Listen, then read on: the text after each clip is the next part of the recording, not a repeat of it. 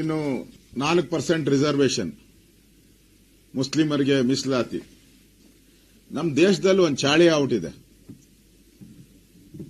ನೀವು bomb blast ಮಾಡೋರ್ನ brother ಅನ್ಬೇಕು, cooker bomb ಮಾಡೋರ್ನ ನಮ್ಮ ಬಂಧುಗಳು ಅನ್ಬೇಕು. ನೀವು ಜಾತ್ಯತೀತವಾದಿಗಳು.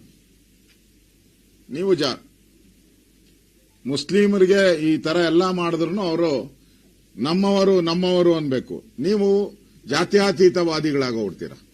ನೀವು ಏನನ್ನ ಹಿಂದೂ ಪರವಾಗಿ ಮಾತಾಡಿದ್ರೆ ನೀವು ಕೋಮುವಾದಿಗಳಾಗೋತೀರ. ಈ ದೇಶದಲ್ಲಿ ಇದೊಂದು. ಈ ದೇಶದಲ್ಲಿ ಹಿಂದೂಗಳೇ ವಿರೋಧಿ ಅನ್ನೋ ತರ ಅದರಲ್ಲಿ ಏಜೆಂಟ್ಗಳಿದ್ದಾರೆ. ಈ ಪ್ರಗತಿಪರರಂತ ಹಾಕೊಂಡು ಏಜೆಂಟ್ಗಳು ಬ್ಯಾನರ್ಗಳು ಹಾಕೊಂಡಿದಾರಲ್ಲ, ಈ ಏಜೆಂಟ್ಗಳು. ಇಲ್ಲಿ 4% ಅದೇ ಇದು. ಏನು ಅವಶ್ಯಕತೆ ಇತ್ತು? ಧರ್ಮಾಧಾರಿತವಾದಂತ ಮೀಸಲಾತಿ ಕೊಡುವಂತ ಅವಶ್ಯಕತೆ ಏನಿತ್ತು? ಇದರಿಂದ ಎರಡು ಕಡೆ ಸ್ಪರ್ಧೆ ಮಾಡ್ತಾರೆ ನೋಡಿ ಅವರು. ಈಗ ಮುಸಲ್ಮಾನರು ಈ 4% ಅಲ್ಲೂ ಸ್ಪರ್ಧೆ ಮಾಡ್ತಾರೆ, ಜನರಲ್ ಅಲ್ಲೂ ಸ್ಪರ್ಧೆ ಮಾಡ್ತಾರೆ. ಎಷ್ಟು ಪರ್ಸೆಂಟ್ ಆಯ್ತು ಅವಾಗ? 40% ಮೇಲೆ ಹೊರಟೋತಾರೆ ಇವರು. ಈಗಾಗಲೇ ಮಂಗಳೂರಲ್ಲಿ 50% ಪೂರ್ತಿ ಕಾಂಟ್ರಾಕ್ಟ್ ಅವರೇ ಮಾಡ್ತಾ ಇದ್ದಾರೆ. ನಾನು ದಾಖಲೆಗಳು ತಗೊಂಡಿದ್ದೀನಿ. 50% ಅವರೇ ಮಾಡ್ತಾ ಇದ್ದಾರೆ. ಈಗ ಇದೆಲ್ಲ ಸೇರ್ಕೊಂಡ್ರೆ 70% ಕೊಟ್ಟೋತಾರೆ ಅವರೆಲ್ಲ. ಅಂದ್ರೆ ಮುಸ್ಲಿಮರ ಓಲೈಕೆ ಮಾಡೋ ಮುಖಾಂತರ ಹಿಂದೂ ಮತ್ತು ಮುಸ್ಲಿಮರ ಮಧ್ಯೆ ದೊಡ್ಡ ಕಂದಕ. ಹಿಂದೆ ಹೆಂಗೆ ಪಾಕಿಸ್ತಾನ ಡಿವೈಡ್ ಮಾಡಿದ್ರಲ್ಲ ಈ ಕಾಂಗ್ರೆಸ್ಸಿನ ಕಳ್ಳರು. ಪಾಕಿಸ್ತಾನ ಡಿವೈಡ್ ಮಾಡಿದ್ದೆ ಕಾಂಗ್ರೆಸ್ ಅವರು. ನೆಹರು ಪ್ರಧಾನಮಂತ್ರಿ ಆಗಬೇಕು ಅನ್ನೋ ಒಂದೇ ಒಂದು ಕಾರಣಕ್ಕೋಸ್ಕರ. ಎಲ್ಲಿ ಜಿನ್ನಾಯನ ಬಂದು ನಮ್ ಜೊತೆ ನಿಂತ್ಕೊಂಡ್ಬಿಟ್ರೆ ಮಹಾತ್ಮ ಗಾಂಧೀಜಿಯವರು ಎಲ್ಲಿ ಜಿನ್ನಾನ ಪ್ರೈಮ್ ಮಿನಿಸ್ಟರ್ ಮಾಡ್ಬಿಡ್ತಾರೋ ಬೈಕ್ಗೆ ಅವ್ರನ್ನ ಕೊಟ್ಟು ಕಳಿಸ್ಬಿಟ್ರತ್ತ. ಅವರ ಸ್ವಾರ್ಥ, ಅವರ ಕುಟುಂಬದ ಸ್ವಾರ್ಥ, ಲಾಲಾಸೆಗೋಸ್ಕರ ದೇಶವನ್ನು ನೋಡಿದವರು ಕಾಂಗ್ರೆಸ್ ಅವರು. ಈಗ ಮತ್ತೆ ಈ 4% ಹೆಸರಲ್ಲಿ ಕರ್ನಾಟಕದಲ್ಲಿ ಧರ್ಮಗಳ ಮಧ್ಯೆ ಬೆಂಕಿ ಹಚ್ಚುವಂತ ಕೆಲಸವನ್ನ ಮಾಡ್ತಾ ಇದ್ದಾರೆ. ಇದರ ವಿರುದ್ಧವಾದಂತ ಹೋರಾಟವನ್ನ ನಾವು ಇವತ್ತು ಮಾಡ್ತಾ ಇದ್ದೀರಿ.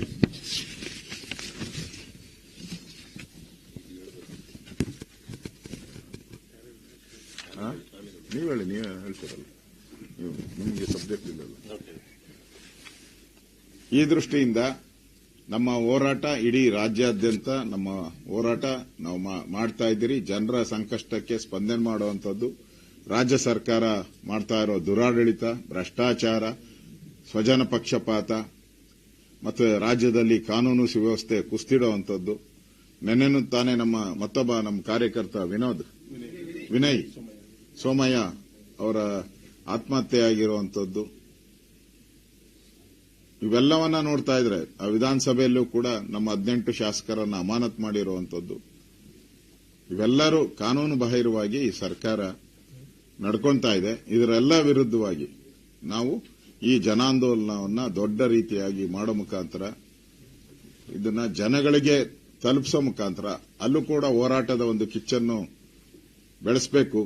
ರಾಜ್ಯ ಸರ್ಕಾರದ ವಿರುದ್ಧ ಹೋರಾಟವನ್ನ ಮಾಡುವಂತ ಒಂದು ದೊಡ್ಡ ಒಂದು ಯಾತ್ರೆಯನ್ನ ಬಿಜೆಪಿ ಪರವಾಗಿ ನಾವು ಮಾಡ್ತಾ ಇದ್ದೀರಿ. ಜನನು ಕೂಡ ಇದಕ್ಕೆ ಬೆಂಬಲ ಕೊಡ್ತಾರೆ ಅನ್ನೋ ವಿಶ್ವಾಸ ಇದೆ. ಹೋರಾಟಗಳು ಏನೇನು ನಡೆದಿದೆ ಇದುವರೆಗೂ ಕಳೆದ 20 ತಿಂಗಳಲ್ಲಿ ಆಲ್ಮೋಸ್ಟ್ ಆಲ್ ಎಲ್ಲ ಹೋರಾಟಗಳಲ್ಲೂ ಜೆಡಿಎಸ್ ಅವರದೇ ಆದಂತ ಒಂದು ಹೋರಾಟಗಳನ್ನು ಮಾಡ್ತಾ ಇದ್ದಾರೆ.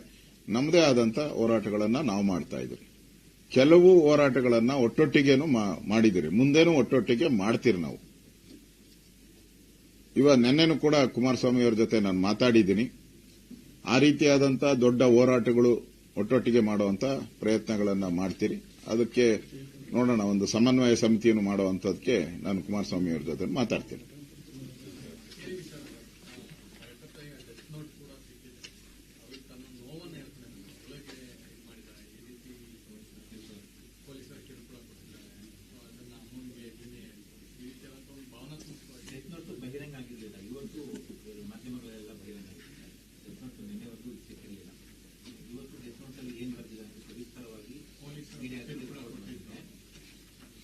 ಫ್ಯಾಮಿಲಿ ಬಗ್ಗೆ ಬರ್ಕೋತಾರೆ. ಅದರಲ್ಲಿ ಮಗನ ಒಂದು ವಾರ ಅಪ್ಪ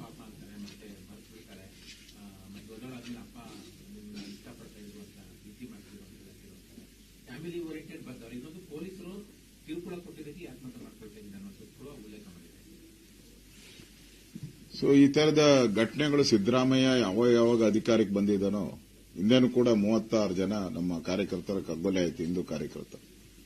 ಇಲ್ಲಿ ಸಿದ್ದರಾಮಯ್ಯನವರಾಗ್ಲಿ ಗೃಹ ಸಚಿವರಾಗ್ಲಿ ಬೇಜವಾಬ್ದಾರಿ ಹೇಳಿಕೆಗಳನ್ನು ಕೊಟ್ಟಿದ್ದಾರೆ.